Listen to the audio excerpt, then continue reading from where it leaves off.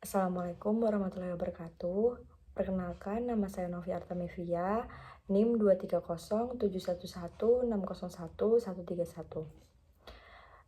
Pada kesempatan ini saya akan menjelaskan beberapa pertanyaan untuk memenuhi UAS Hukum Islam. Jadi pada pembahasan ini meliputi alasan akademik mempelajari hukum Islam, kedudukannya dalam sistem hukum nasional, dan juga serta penerapannya dalam kehidupan masyarakat, khususnya yang berkaitan dengan keluarga, harta, dan ekonomi syariah. Jadi pembahasan pertama yaitu perlunya akademik mempelajari hukum Islam. Jadi hukum Islam itu merupakan sistem hukum yang bersumber dari nilai-nilai ilahiyah dan mengatur hubungan manusia dengan Tuhan, manusia dengan sesama, serta manusia dengan lingkungannya. Secara akademik, mempelajari hukum Islam menjadi penting karena memberikan pemahaman tentang norma hukum yang hidup dan berkembang di tengah masyarakat Muslim. Selain itu, juga kajian hukum Islam melatih kemampuan berpikir kritis dan analitis, terutama dalam memahami bagaimana hukum dibentuk, ditafsirkan, dan diterapkan sesuai dengan konteks sosial. Hukum Islam juga menjadi landasan penting bagi pengembangan hukum nasional, khususnya dalam bidang perkawinan, waris, ekonomi syariah, dan peradilan agama. Lalu yang kedua, kedudukan hukum Islam dalam sistem hukum nasional.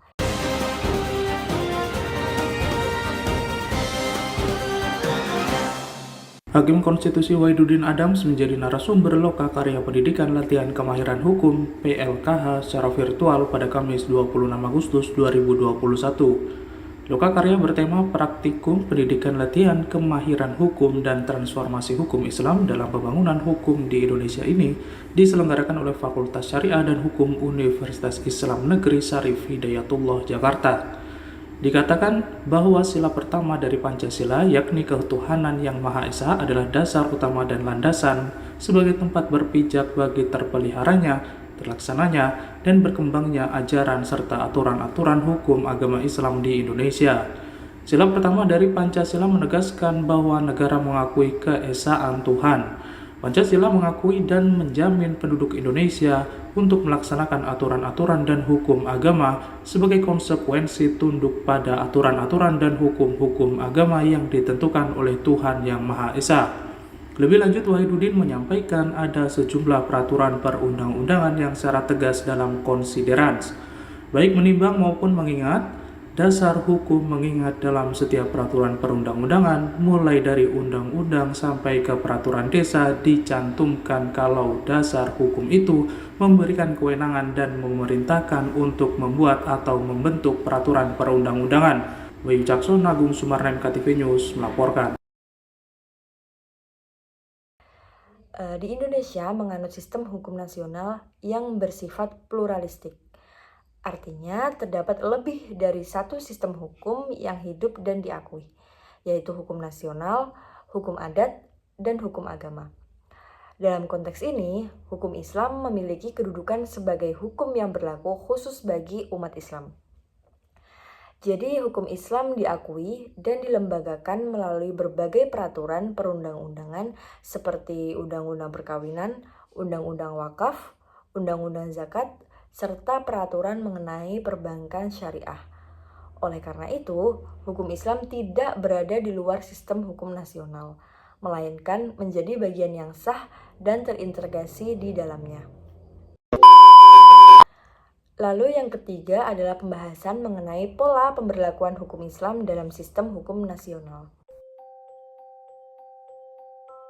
Kita semua tahu bahwa negara Indonesia bermayoritas beragama Muslim, atau biasa dikenal dengan Islam. Lalu kenapa Indonesia tidak menganut sistem hukum Islam saja? Ya, sebelum saya menjelaskannya, kita mengerti bahwa negara Indonesia bukan negara Islam, melainkan negara demokrasi. Sebenarnya alasannya simpel, karena warga Indonesia sangat beragam budaya dan agamanya. Maka, jika hukum Islam diterapkan di Indonesia, hal tersebut akan melanggar nilai-nilai dalam Pancasila. Tetapi, hukum Islam tetap digunakan dalam sistem perhukuman di Indonesia, seperti perceraian, hibah, dan lain-lain. Di Indonesia sendiri masih menggunakan hukum Islam sebagai penyelesaian masalah di dalam masyarakat. Jadi, sebenarnya hukum Islam itu berperan penting bagi hukum di Indonesia. Makanya dalam pembahasan video kali ini akan menjelaskan secara sederhana tentang dasar hukum Islam bagi sistem hukum di Indonesia. Supaya kita lebih mengenal hukum Islam, mungkin kita harus mendengar sejarah hukum Islam di Indonesia. Sejarah hukum Islam di Indonesia dimulai sejak masuknya agama Islam ke Indonesia pada abad ke-13. Pada awalnya, hukum Islam di Indonesia diterapkan secara terbatas dan hanya berlaku bagi umat Islam saja. Namun, seiring berkembangnya zaman, pengaruh Islam di Indonesia, hukum Islam terus diakui dan diterapkan secara luas di Indonesia. Setelah Indonesia merdeka, hukum Islam diakui sebagai salah satu sumber hukum nasional. Selain hukum adat dan hukum positif, pada tahun 1945, dalam pembukaan Undang-Undang Dasar 1945, hukum Islam diakui sebagai sumber hukum nasional yang penting.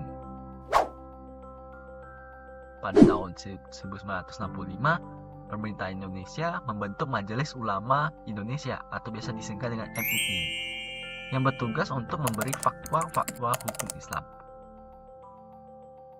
Selain itu, pada tahun 2001, pemerintah Indonesia juga membentuk Mahkamah Agung Islam Indonesia yang bertugas untuk menangani kasus-kasus hukum Islam di Indonesia. Sejak masa Orde Baru, hukum Islam di Indonesia makin diperkuat dengan diterbitkannya Undang-Undang Nomor 1 Tahun 1974 tentang perkawinan dan Undang-Undang Nomor 7 Tahun 1989 tentang peradilan agama. Undang-undang tersebut memberikan pengakuan yang lebih kuat terhadap hukum Islam di Indonesia. Hingga saat ini, hukum Islam masih menjadi bagian penting dari sistem hukum di Indonesia, terutama dalam hal perkawinan, perceraian, dan waris. Selain itu, hukum Islam juga diterapkan dalam bidang-bidang lain seperti ekonomi syariah dan perbankan syariah. Ya, begitulah sejarah singkat dari hukum Islam di Indonesia. Kita simpulkan dari sejarah tersebut ialah saat ini kedudukan hukum Islam menjadi bagian penting dari sistem di Indonesia, bukan hanya hukum adat atau civil law saja. Maka sekarang akan masuk ke dalam materi hukum Islam. Dimulai dari pengertian hukum Islam.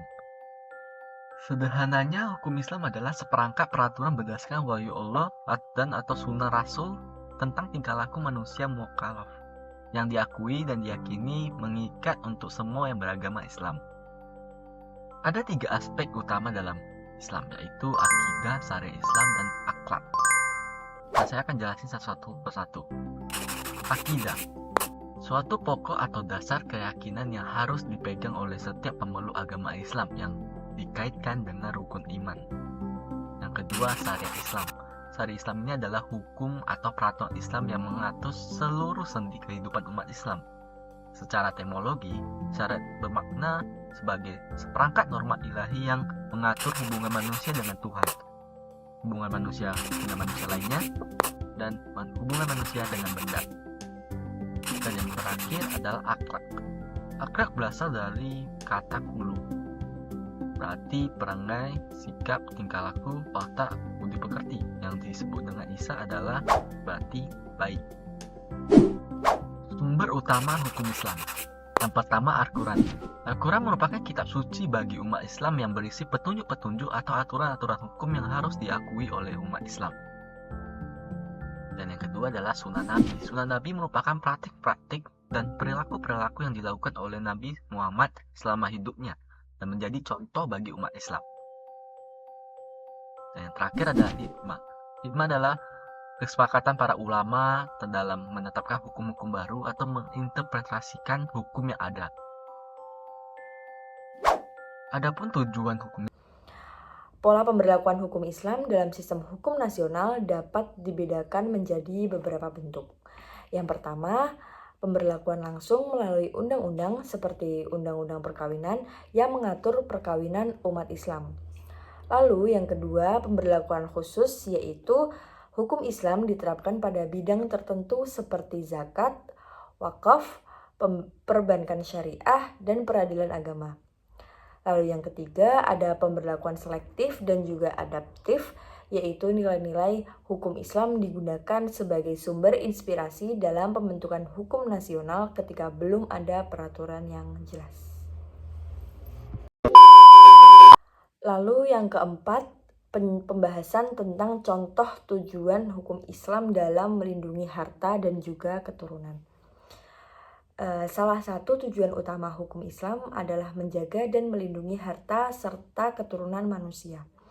Perlindungan harta diwujudkan melalui aturan waris yang adil, larangan riba, serta pengaturan wakaf. Sementara perlindungan keturunan diwujudkan melalui aturan pernikahan yang sah dan peraturan nasab.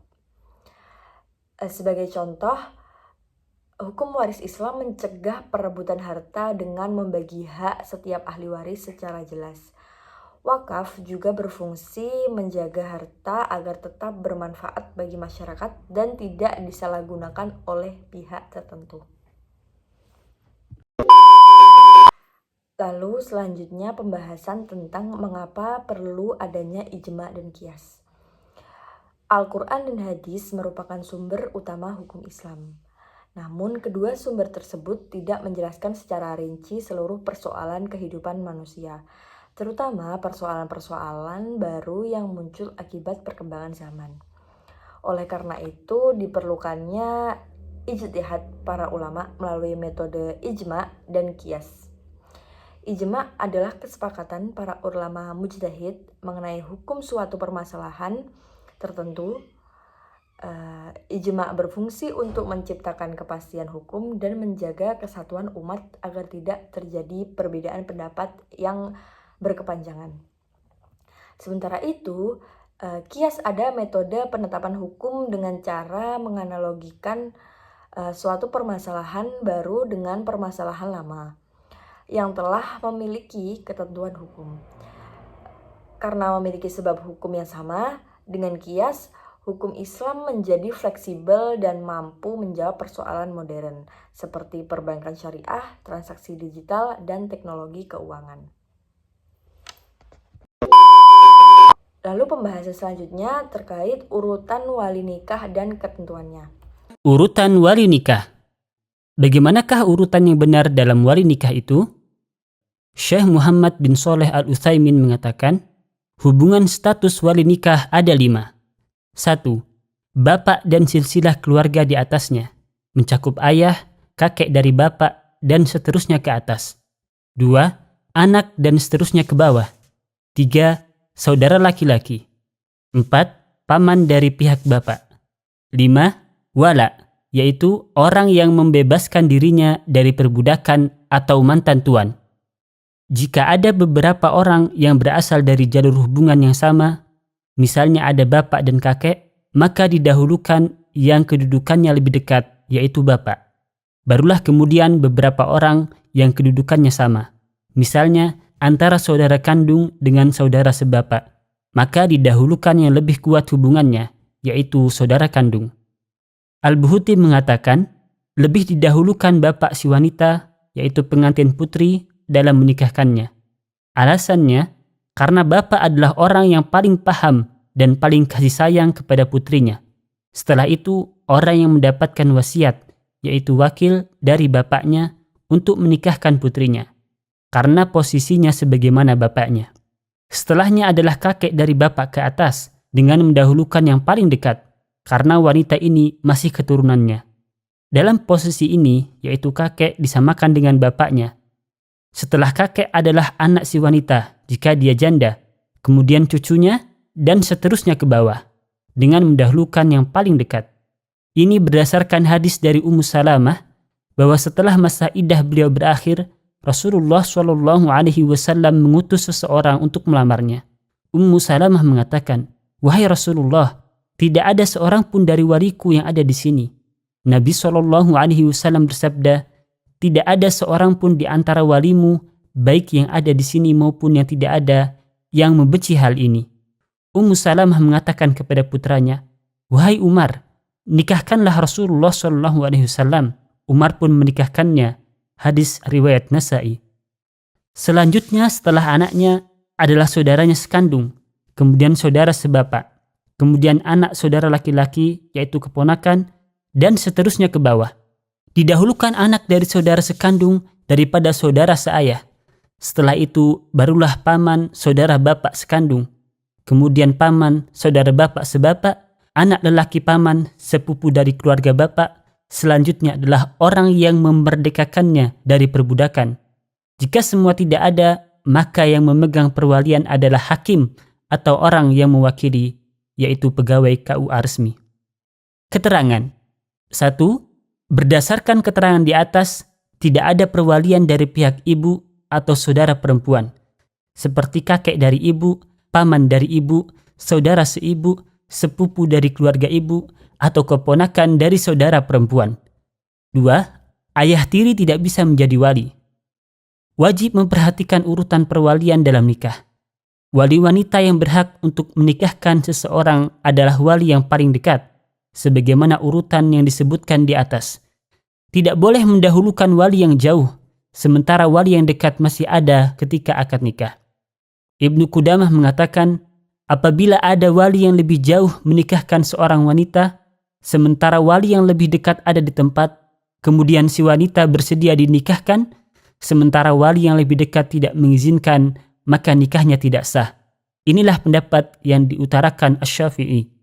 Karena wali yang jauh tidak berhak selama wali yang dekat masih ada. Sebagaimana hukum warisan, keluarga yang lebih jauh tidak berhak selama masih ada keluarga yang lebih dekat. Al-Buhuti mengatakan, jika wali yang lebih jauh menikahkannya atau orang lain menjadi walinya, meskipun dia hakim atau pejabat KUA, sementara tidak ada izin dari wali yang lebih dekat, maka nikahnya tidak sah, karena tidak ada perwalian ketika proses akad, sementara orang yang lebih berhak untuk jadi wali masih ada. Contoh kasus 1. Anak perempuan dari hasil hubungan zina. Anak dari hasil hubungan zina tidak memiliki bapak. Bapak biologis bukanlah bapaknya. Karena itu, tidak boleh dinasabkan ke bapak biologisnya. Dengan demikian, dia tidak memiliki keluarga dari pihak bapak. Siapakah wali nikahnya? Orang yang mungkin bisa menjadi wali nikahnya adalah 1. Anak laki-laki ke bawah jika dia janda yang sudah memiliki anak. 2. Hakim, yaitu pejabat resmi KUA. Bapak biologis, kakek maupun paman dari bapak biologis tidak berhak menjadi wali. 2. Wanita yang orang tuanya dan semua keluarganya non-muslim. Di antara syarat perwalian adalah kesamaan dalam agama. Orang kafir tidak berhak menjadi wali bagi wanita muslimah. Dalam kondisi semacam ini, yang bisa menjadi wali wanita adalah pejabat KUA. Allahu a'lam. Wali nikah merupakan salah satu rukun penting dalam pernikahan menurut hukum Islam. Tanpa wali yang sah, pernikahan dapat dinyatakan tidak sah secara syar'i. Oleh karena itu, keberadaan wali memiliki peran penting dalam melindungi hak perempuan. Urutan wali nikah dimulai dari ayah kandung, kemudian kakek dari pihak ayah, saudara laki-laki seayah, paman dari pihak ayah, dan seterusnya sesuai garis nasab ayah. Apabila seluruh wali nasab tidak ada atau tidak memenuhi syarat, maka wali hakim yang ditunjuk oleh negara dapat bertindak sebagai wali. Ayah biologis dari anak perempuan yang lahir di luar pernikahan tidak berhak menjadi wali nikah karena hubungan nasabnya tidak diakui secara syar'i. Dalam kondisi tersebut, wali hakim menjadi wali yang sah demi menjaga keabsahan pernikahan. Lalu pembahasan selanjutnya mengenai perbedaan hukum waris, wakaf, wasiat, dan juga hibah.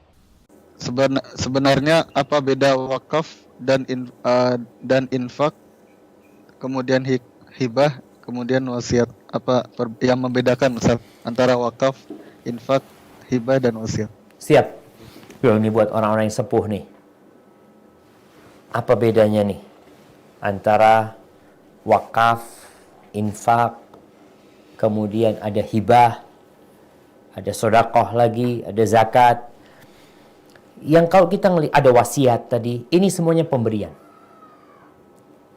Kalau yang namanya wakaf itu pemberian sesuatu yang manfaatnya terus dapat diambil, tapi barangnya tetap utuh. Wakaf itu seperti kita wakaf tanah. Tanahnya nggak boleh dijual, yang diambil itu manfaat dari tanah. Jadi fadol, tanahnya mau dibangun masjid, bangun apa, silahkan. Jadi manfaatnya. Wakaf mobil. Mobil ini wakaf buat pesantren, ya udah. Yang bisa dilakukan adalah mengambil manfaat dari mobil tersebut. Jadi wakaf yang pahalanya terus bersambung itu karena memang barangnya itu tetap. Kalau bicara hibah, hibah itu pemberian seperti hadiah. Yang diberikan ya sudah dimilikin. Tapi hibah itu ya bisa habis gitu loh.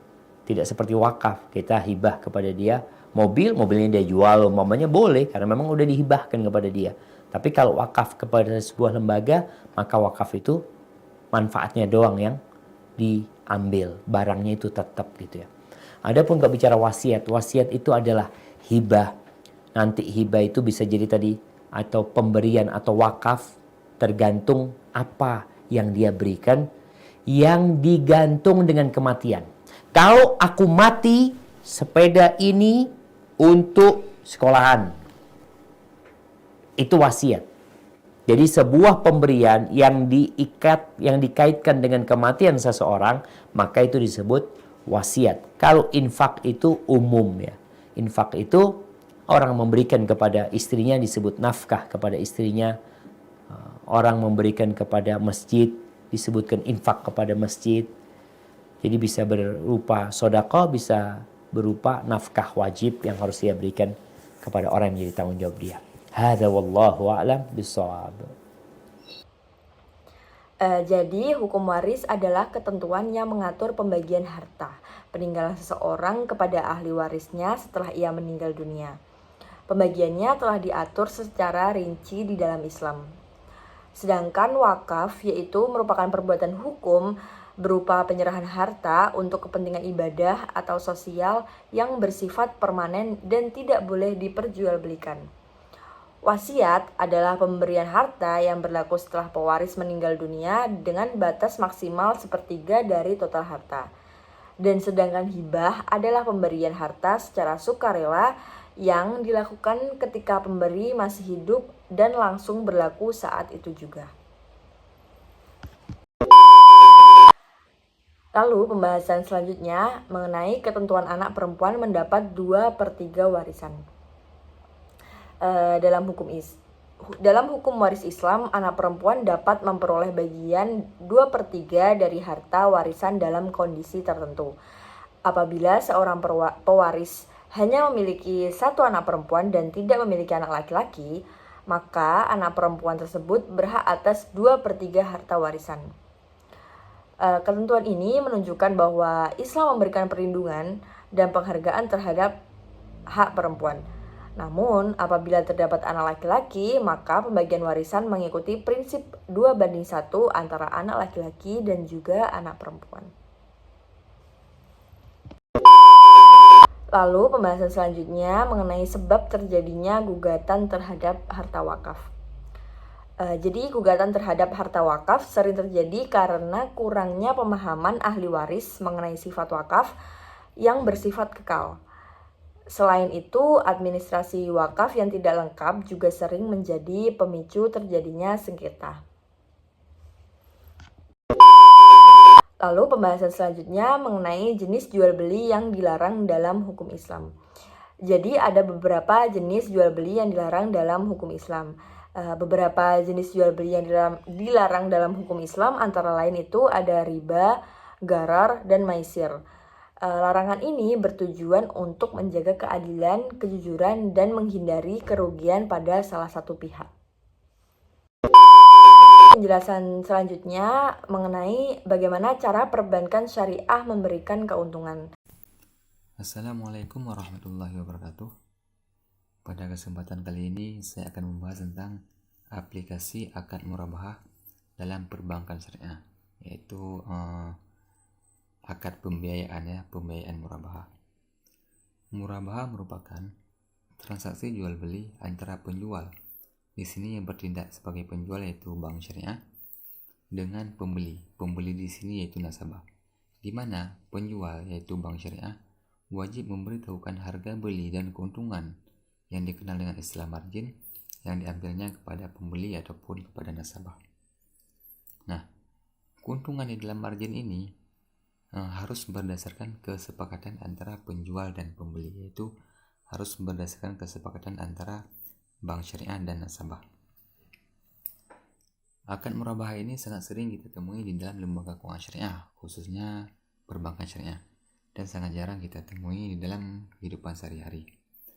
Perbedaan antara jual beli murabahah dengan jual beli biasanya, ketika menggunakan akad murabahah, maka si penjual wajib memberitahukan margin keuntungannya yang diambil berapa. Nah, artinya si nasabah harus mengetahui bahwasanya tingkat keuntungan yang diambil oleh bank dalam transaksi jual beli murabahah ini berapa keuntungan yang diambil. Dan juga yang dimaksud di sini harga beli, yaitu harga real daripada barang tersebut ditambah dengan biaya-biaya yang dikeluarkan untuk membeli barang tersebut. Misal seperti biaya administrasi, biaya transport, dan lain sebagainya. Itulah yang dinamakan dengan harga beli. Nah, dan ditambah dengan keuntungan. Nah, baru setelah itu terjadinya akad murabahah antara bank dengan nasabah. Apabila kita membahas tentang akad-akad syariah, pasti tidak terlepas daripada rukun-rukunnya.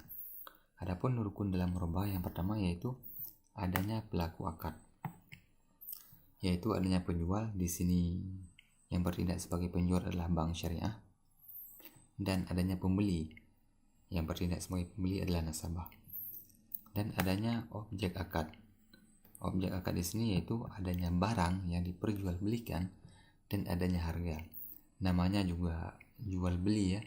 Ketika jual beli pasti ada barang yang diperjualbelikan dan adanya harga yang harus dibayarkan. Kalau tidak ada harganya, maka berapa yang harus dibayarkan tidak pasti. Dan yang terakhir adanya ijab kabul, yaitu serah terima barang. Perbankan syariah itu tidak menggunakan sistem bunga karena mengandung riba. Jadi keuntungan diperoleh melalui sistem bagi hasil, margin keuntungan dalam jual beli, serta akad sewa menyewa. Lalu pembahasan yang terakhir yaitu mengenai ciri dan motif gadai syariah dan asuransi syariah. Jadi gadai syariah itu menggunakan akad ran dan qard tanpa unsur riba. Jadi asuransi syariah itu berlandaskan pada. Jadi demikian penjelasan mengenai hukum Islam dan juga penerapannya dalam kehidupan bermasyarakat. Semoga penjelasan ini dapat menambah pemahaman kita bersama. Mungkin sekian dari saya. Saya Novi Artamevia. Pamit undur diri. Wassalamualaikum warahmatullahi wabarakatuh.